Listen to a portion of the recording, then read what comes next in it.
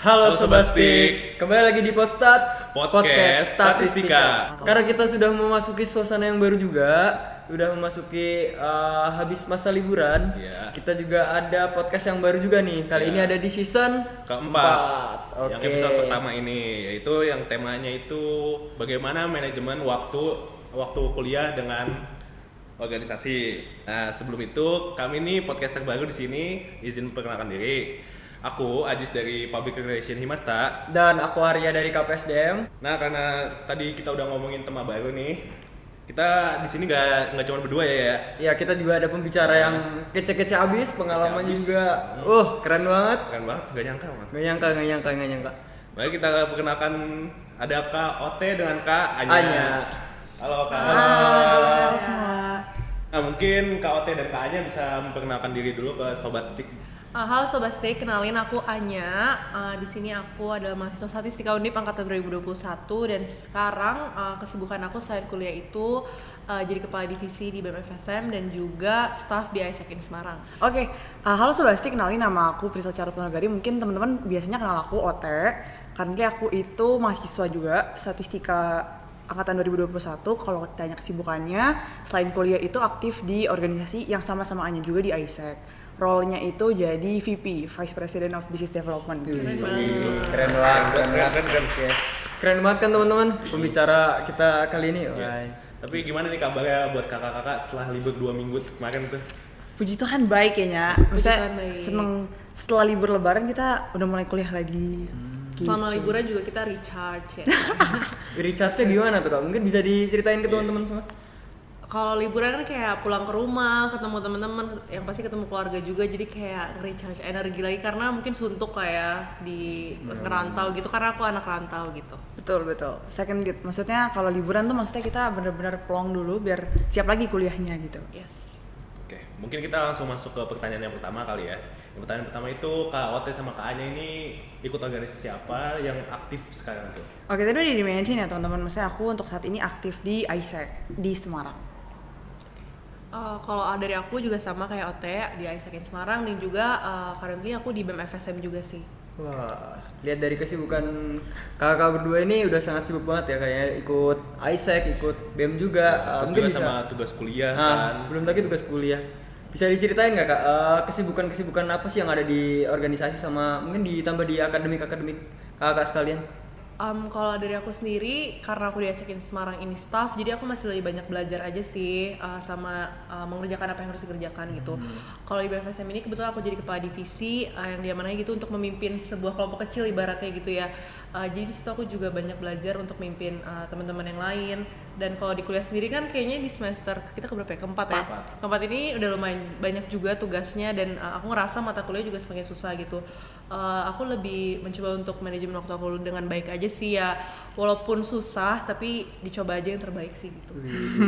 Mengutamakan yang menurut aku lebih utama aja gitu. Oke, kalau aku tadi kan sempat mention juga di BD. Business Development itu salah satu departemen yang mendukung ISEC cuman dari sisi back office-nya. Jadi kita lebih ke mikir gimana caranya ISEC Semarang tuh punya revenue streams tapi selain dari projectnya kayak gitu. Jadi kalau ditanya ranah kesibukannya kalau nggak mikirin duit kayak gitu. Jadi kurang lebih itu aja sih kesibukannya untuk saat ini. Jadi lumayan sibuk juga ya di organisasi, di pendidikan juga sibuk. Terus tadi kan kita udah dengerin kesibukan kakak dan itu bukan organisasi yang kecil-kecil aja nih, organisasi yang kayak ISEC gede, BEM juga gede. Mungkin kenapa sih Kak bisa dijelasin kenapa milih organisasi tersebut gitu? Oke, ini pertanyaannya agak serius ya guys. Semoga saya bisa menjawab dengan serius juga. Kan kita serius banget nih. Iya benar. Jadi kalau aku ditanya kayak gitu, sebenarnya alasan aku ada dua, lebih ke personal goals sama professional goalsnya. Personalnya tentu berkaitan sama relasi udah pasti ya. Kita kalau di ISEC yang di luar kampus, maksudnya organisasi luar kampus, membuat kita jadi punya teman yang nggak cuman mungkin sesama jurusan ada, cuman lebih banyak yang antar jurusan dan itu jauh lebih efektif kalau menurut aku. Jadi tahu cerita mereka tuh kayak gimana, pengalaman mereka kayak gimana. Terus juga selain relasi ngerasanya banyak hal sebelum aku organisasi dalam hal public speaking gitu kan ya, ngerasanya kayak masih terbatas banget. Nah, dengan aku ikut organisasi itu jadinya ngerasa lebih honing aja sih public speaking skill ya kayak gitu. Terus kalau ke profesional itu lebih ke departemen yang tadi aku sebut. Jadi kalau BD itu kan udah kerucut tuh guys, business development, dan banyak departemen yang ada di perusahaan juga istilahnya BD. That's why kalau misalnya kita terbiasa dengan departemen yang ibaratnya ya kurang lebih kerjaannya tuh sama kayak di perusahaan yang kita pengen, jadi lebih ke gambar aja gitu kira-kira untuk berkarir di bidang tersebut tuh jadi punya gambaran yang lebih spesifik. Kalau alasan aku sih kayak gitu. Kalau tanya Kalau dari aku sebenarnya kalau misalkan ini alasan aku memilih organisasi tersebut ya. Kalau dari aku ISEC Semarang sama aja sih kayak OT, apalagi kalau misalkan teman-teman tahu ISEC Semarang ini kan bisa dibilang international organization gitu. Betul. Ya. Jadi kita tuh ada international exposure juga, dan di situ itu aku lumayan aku cari gitu, apalagi kayak waktu tadi bilang nggak antar jurusan bahkan antar kampus gitu. Betul, ya. betul. Jadi kita bisa lebih mengenal lagi, ibaratnya sih benefitnya ya relasi itu loh yang didapat. Jadi kayak kita bisa kenal orang banyak, dan sekarang kalau OT di BD aku di IR External Relations, dan pas aku masuk IR tuh aku kayak ngelihat orang tuh ya banyak gitu loh, banyak banget macam-macam orang gitu. Aku bisa ketemu sama pemilik sebuah perusahaan atau sebagainya, atau pemilik sebuah community kayak gitu. Itu menurut aku itu sangat kesempatan yang baik gitu, kesempatan yang bagus juga buat aku bisa kenal lingkungan luar kayak gitu. banyak ya manfaatnya. Banyak banget. Udah kelihatan juga dari cara ngomongnya udah beda ya. Udah beda. Kelihatan pengalamannya banyak banget. Oke, tadi kan udah dijelasin juga nih kenapa kakak milih Aisyah, kenapa kakak milih BEM, dan aku rasa itu bener-bener nunjang banget, kayak kelihatan juga dari kakak cara ngomong kayak gimana, terus cara penyampaian materi juga. Iya. Jadi udah kelihatan lah nih dampak-dampak yang ataupun hasil dari organisasi itu tersebut. Iya betul, udah kelihatan banget. Nah, mungkin aku di sini pingin masuk ke apa ya, tentang akademik nih. Tadi kan kita udah bahas organisasi ya. Barangkali penontonnya juga gimana sih, bingung juga nih cara kakak biar Bisa membagi waktunya. Iya betul, cara membagi waktu antara akademik dan organisasi biar keduanya itu bisa berjalan dengan lancar juga, terus kita bisa dua-duanya goals ini bisa tercapai lah gitu. Kalau dari aku sendiri, sebenarnya tujuan utama aku pergi ke Semarang ini kan untuk kuliah ya, yang dimana akademik tuh nomor satu gitu, itu prioritas nomor satu aku. Jadi aku biasanya selalu mengutamakan kuliah aku sih. Mungkin tugas-tugas banyak juga yang kayak harus dikerjain, itu ya itu tanggung jawab kan sebagai kita mahasiswa kayak gitu. Nah mungkin kalau misalkan kayak tugas-tugas organisasi atau pekerjaan-pekerjaan yang harus dikerjain, tergantung kayak apa kayak itu kita bisa mundurin dulu kayak gitu. Kalau misalnya emang kita bukan penanggung jawabnya, atau misalnya kita masih bisa mengerjakan itu di lain waktu, aku pasti bakal ngutamain tugas-tugas kuliah itu sendiri. Aku sih kayak gitu, as simple as that. Oke. Kurang lebihnya juga sama kayak Anya, maksudnya tugas itu kan pasti bakal terus-terusan ada. Cuman baik lagi kalau kita mau nunda berarti kan makin lama tuh selesainya. That's why procrastinate tuh nggak hal yang untuk dibenarkan. Jadi sebisa mungkin kalau dapat ya dicicil aja kalau emang nggak bisa selesai hari itu. Supaya nanti di waktu-waktu lain kegiatan organisasinya bisa dikerjain juga. Jadi emang harus tahu skala prioritasnya untuk saat itu. Ada kok matriksnya supaya kita bisa ngebantu mana yang urgent dan harus selesai di saat itu, mana yang nggak terlalu penting gitu. Jadi banyak banget tools yang bisa ngebantu kita buat lebih punya time management yang bagus kalau menurut aku. Itu kita udah dapat insight buat kedepannya ya, buat menjalani organisasi kita selama ya kurang lebih setahun nanti ya. Selanjutnya ini kalau misalkan dari kakak-kakak nih, misalkan ada kayak kakak lagi ngejalanin proker nih, nah terus juga tugas kuliah yang DL tuh mepet banget. Gimana dari kakak-kakak itu buat ngatasinnya? Awal-awal tuh aku masih chaos banget ya, karena bener-bener maksudnya kalau di awal tahun-tahun pertama kan kita masih jadi staff ya, dan kalau jadi staff itu banyak banget yang harus dikerjain dan bingung banget ngaturnya. That's why pasti masih ngerasanya tugas-tugas keteteran. Jadi bukannya kuliah sambil Isaac tapi Isaac sambil kuliah. itu term kemarin. Cuman belajar dari BCP-nya jadi kayak ya juga yang nggak bisa kayak gini terus. That's why aku udah mulai nerapin untuk 1 minggu ini dari jam berapa sampai jam berapa tuh udah tahu runtutannya tuh kayak gimana. Kalau dari aku sama kayak Ote sih lebih sekarang aku bener-bener ini kuno sih, tapi aku beneran punya papan tulis yang isinya apa aja yang harus aku kerjain dalam minggu itu. Itu ya sounds kuno tapi works banget ya. Oke, mungkin ini kita dapat tips juga nih ya dari Kak Oti sama Kak Anya. Jadi kalian mungkin bisa kayak bikin to-do list ataupun kegiatan-kegiatan yang akan kalian laksanakan biar semuanya itu tersusun antara kegiatan akademik, kegiatan non-akademik, biar teman-teman tuh bisa menyeimbangin antara akademik dan non-akademik. Bikinnya juga bisa simple, kayak tulis aja. Google Calendar, tau kan Google Calendar? Iya. Itu Iya, lebih bisa. time blocking banget sih. Iya kan, apalagi kalau di Google Calendar bisa di-remind. Bener, gitu. di Betul, remind. betul. Sekarang udah maju lah ya guys.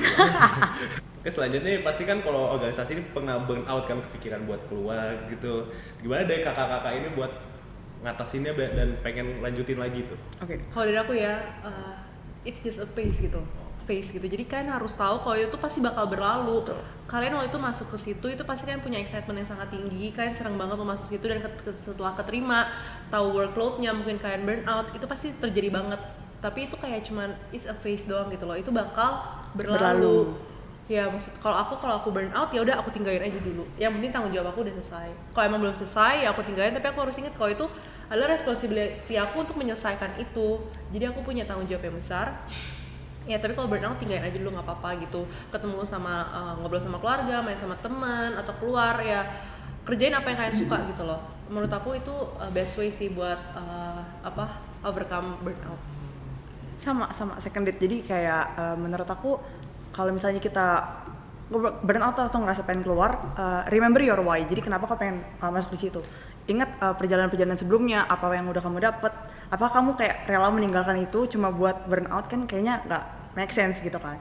That's why aku selalu ingat why-nya dulu. Terus kemudian benar kata Anya, cari kegiatan yang bisa ibaratnya ya menghilangkan berat badannya untuk sementara. Karena kan namanya juga kerjaan, there's pressure gitu kan yang bikin kita selalu mikirin. Cuman itu bisa kok dikurangin dengan cara ya socializing, cari kegiatan yang bikin kamu fun gitu.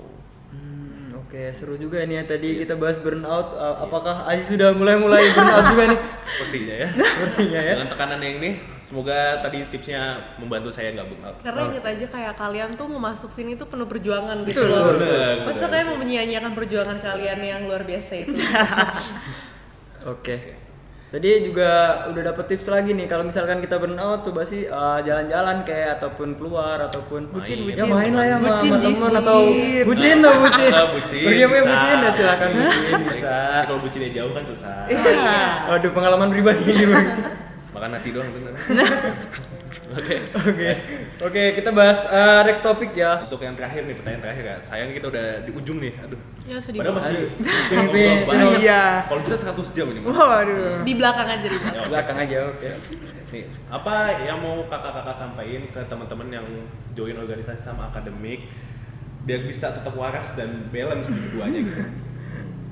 Oke, kalau dari aku sendiri, kalian semua harus ingat kalau kalian itu pergi ke kuliah itu untuk belajar gitu ya, untuk mendapatkan gelar yang kalian harapkan. Nah, untuk aku sendiri juga, organisasi itu cuma sebagai penunjang gitu loh, biar kuliah kalian gak membosankan, biar kalian juga bisa mencapai tujuan hidup kalian gitu. Jadi, organisasi ini sebagai penunjang aja sih untuk aku, tapi kalian juga bisa memanfaatkan organisasi ini untuk hal-hal yang lain. Jadi, boleh dicoba kalau teman-teman emang punya tujuan hidup yang sekiranya bisa dicapai dari organisasi tersebut, kayak gitu. Betul. Aku malah ngerasa organisasi itu tempat buat kita tahu kita tuh suka dibidangin kayak gimana gitu. Aku tim generalis, jadi aku lebih suka coba banyak sampai kira ketemu satu bidang yang ibaratnya suka banget untuk aku kerjain. That's why I ended di BD gitu. Jadi ngerasanya organisasi itu bukan sesuatu yang wajib untuk kalian ikuti, cuman bisa jadi salah satu milestone gitu ya Nya, biar ngebantu ke berbagai peluang karir yang mungkin bisa didapat dari organisasi. Seru banget ya tadi podcast kita ini, kita juga bisa dapat pencerahan tentang bagaimana cara ngimbangin akademik dan non akademik, dan perlu teman-teman perhatikan juga bahwa akademik ini tetap jadi nomor satu, betul kakak semua? Bener banget. Betul banget, walaupun nanti dalam keberjalanannya itu penuh dengan tantangan, penuh dengan gangguan organisasi. Nah, sesuai dengan apa yang tadi udah dikatain dengan kakak bahwa kita harus seimbang antara akademik dan non akademik, kita juga harus berusaha buat lebih tinggi lagi ataupun lebih mengembangkan lagi sisi akademik dibandingkan organisasi, karena tetap tujuan kita itu adalah sebagai pelajar adalah belajar, dan organisasi hanya sebagai pelengkap untuk menambah kemampuan kita seperti itu. Di sini aku juga merasa kebantu, soalnya aku baru pertama kali join organisasi, Wih. jadi dapat pandangan baru dari kakak-kakak ini. Mungkin sampai sini aja podcast kita pada kali ini. Seru banget, kita tadi udah ngobrol-ngobrol sama Kak Anya dan Kak Ote. Ya, terima kasih buat Kak Anya sama Kak Ote yang udah ngeluangin waktunya Sama-sama. sore hari ini gitu Thank you, buat Anya. nyampein ataupun ngemotivasi teman-teman semuanya. Dan sekali lagi Terima kasih juga buat Sobat Stick yang udah dengerin, dan semoga nih bisa jadi Bermanfaat. masukan kan. Betul. Semoga juga ilmu dari KA-nya dan KOT bisa diterapkan sama sobat-sobat Subastik di rumah. Kayak dosen ya kita. Iya. Sesi sudah berakhir dan kami sebagai podcaster pamit undur diri. Bye bye Subastik. Sampai jumpa di episode selanjutnya.